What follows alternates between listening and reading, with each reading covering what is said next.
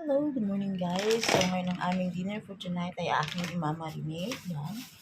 Lagyan lang po ng minced, ano to guys? Of course, minced garlic.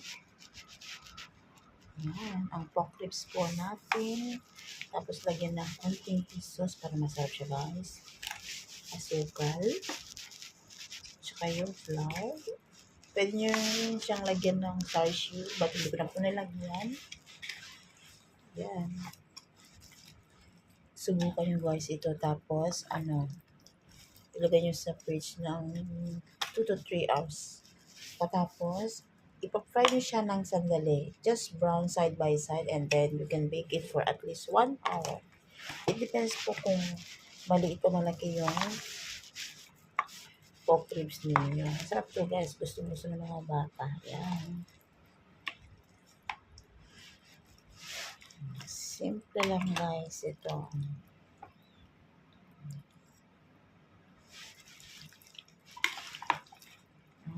Sarap.